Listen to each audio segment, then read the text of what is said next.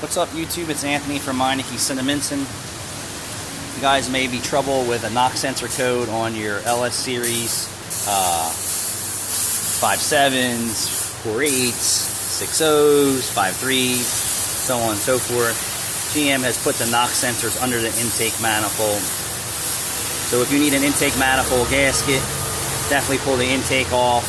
Do it the right way. You could come across some problems with C's, knock sensors in the bottom of the intake valley, because that's where moisture and dirt and debris winds up. I have a shortcut for you, time saver, and here's how it goes. You will need this wire harness. You will need 2 knock sensors, okay? Standard and Dorman. What you want to do is reach under your cover if it's still on your engine. That's the harness, the blue connector that goes under the intake manifold. This is the pigtail for the ECU, the ECM side of the harness. Just unplug that. If you have your exhaust manifold shield still on your vehicle, if your exhaust manifolds are leaking and the bolts are broken, you might want to take the time and fix them now. If the shield's missing, good for you. If it's not, remove the exhaust manifold shield. I'll show you what that looks like. That rusty piece of crap. All right, the exhaust manifold shield is held in with 10mm bolts, should be. And then what you want to do is go by the very front cylinder. All right, so here's the first spark plug wire, the exhaust manifold, which is here.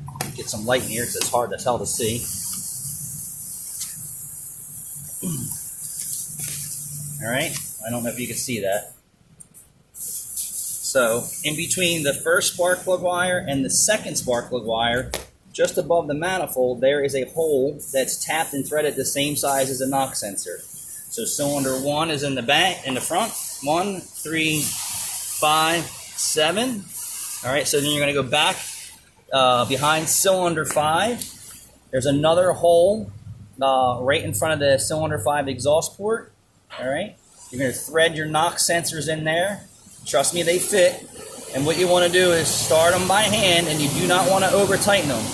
Crank them in with a 22mm wrench, snug, and not too tight because you don't want to snap them off. And that's it. And then you want to plug your harness in, route it in nice and clean so it doesn't hit the steering shaft. And that's my tricks. I've seen some other videos out there where people were buying knock sensor extensions. Not necessary. Follow my shortcut, my hack, my trick here. See if I can get a better view for you. There you go. So what you're seeing in that picture there is the coolant temperature sensor, the number 1 spark plug wire, and then so you want to go back right behind that number 1 exhaust port. There's a threaded hole right there. Thread your knock sensor in there, and do not over tighten. You will break them off or pull threads out. You're going to go back to cylinder 5, and just above that exhaust manifold port, there's a threaded hole. Thread them in, snug them in with a 22mm wrench. Thanks for watching.